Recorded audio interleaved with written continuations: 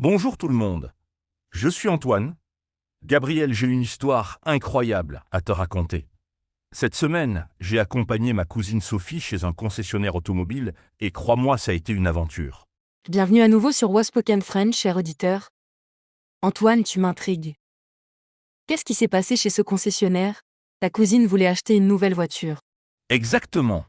Sophie conduit une vieille Peugeot depuis 10 ans et elle commençait à avoir des problèmes.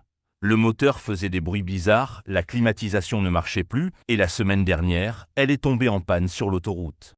Oh, haklala! Une panne sur l'autoroute, c'est vraiment stressant. J'imagine qu'elle a décidé qu'il était temps de changer de voiture.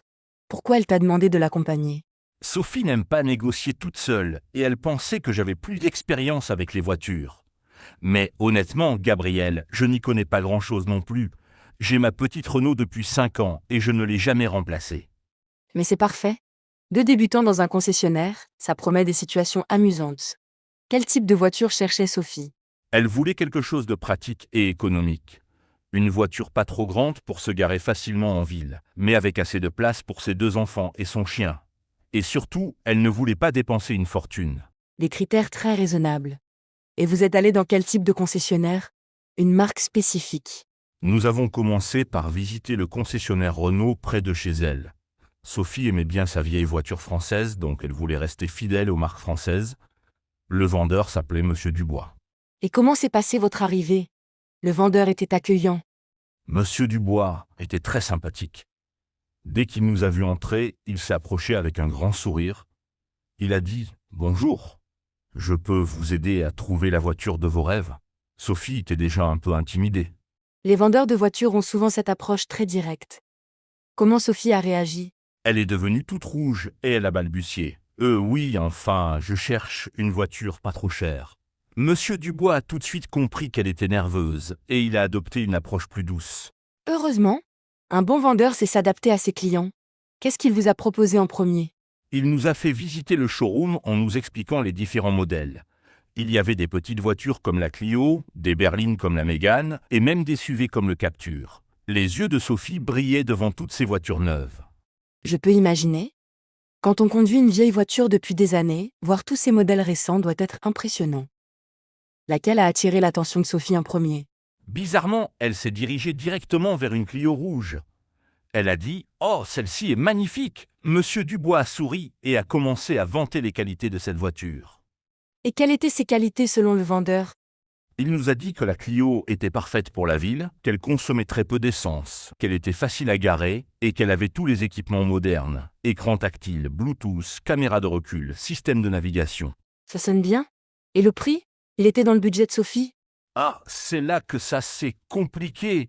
Quand Monsieur Dubois a annoncé le prix, Sophie a failli s'évanouir.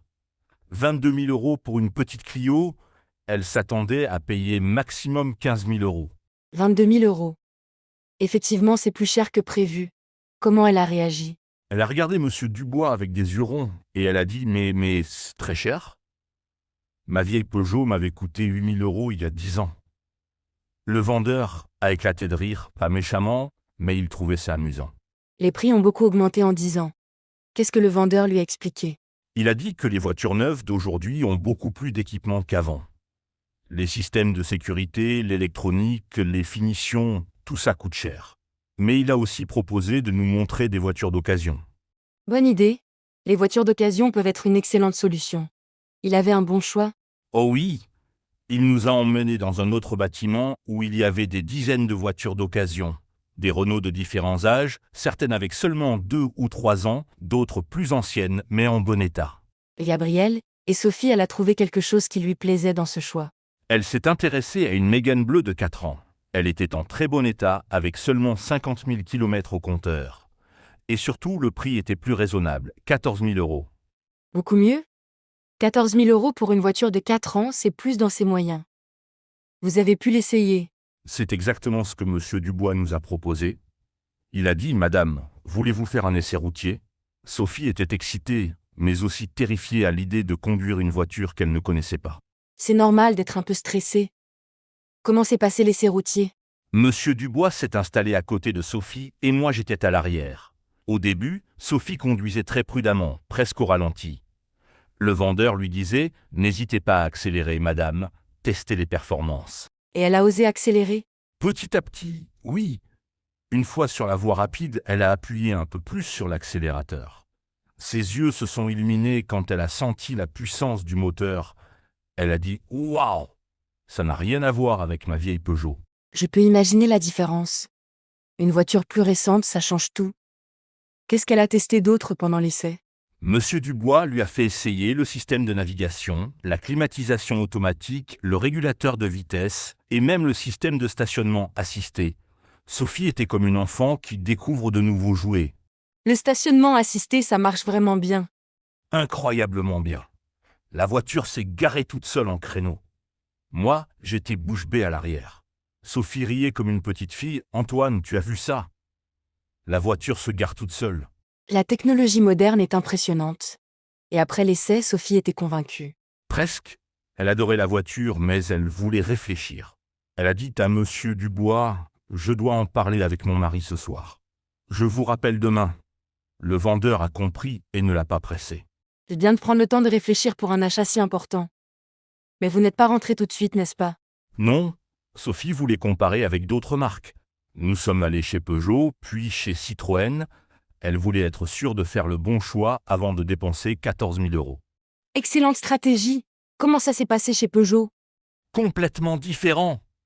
Le vendeur chez Peugeot était moins chaleureux. Il semblait pressé et nous donnait l'impression de le déranger. Quand Sophie a dit qu'elle cherchait une voiture d'occasion pas chère, il a fait une grimace. Pas très professionnel. Il vous a quand même montré des voitures. Oui, mais sans enthousiasme. Il nous a montré une 308 d'occasion, mais elle était plus chère que la Mégane chez Renault et en moins bon état. Sophie n'était pas convaincue du tout. Et chez Citroën, ça s'est mieux passé. Beaucoup mieux. La vendeuse, Madame Martin, était très professionnelle et patiente. Elle a pris le temps d'écouter exactement ce que Sophie cherchait. Elle nous a proposé une C3 d'occasion très intéressante. Intéressante comment? La C3 était plus récente que la Mégane, avec moins de kilomètres et au même prix. Sophie était tentée, mais il y avait un problème, la couleur était jaune vif. Sophie déteste le jaune. Ah, la couleur, c'est important.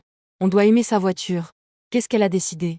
Elle a demandé si Citroën avait la même voiture dans une autre couleur.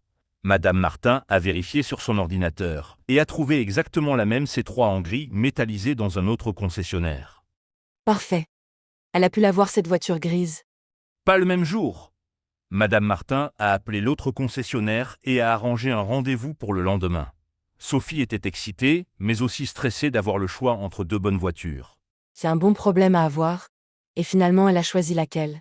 Le lendemain, nous sommes allés voir la C3 grise.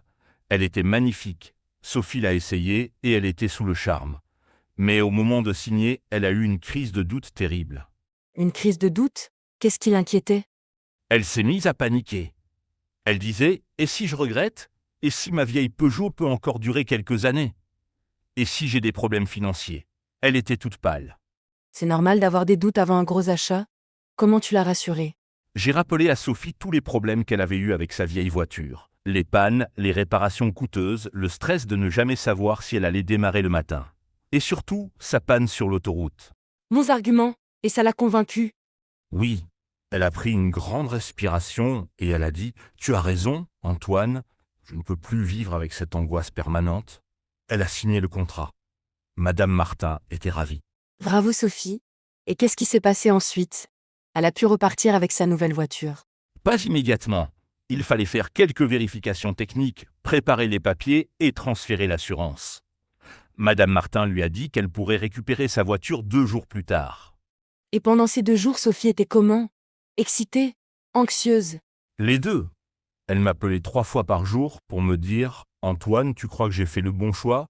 ou « Antoine, j'ai hâte de conduire ma nouvelle voiture ?» Elle ne tenait plus en place. Je peux comprendre son impatience. Et le jour J, quand elle est allée récupérer sa voiture. J'ai voulu l'accompagner pour ce moment spécial. Quand Madame Martin lui a tendu les clés de sa C3 grise, Sophie avait les larmes aux yeux.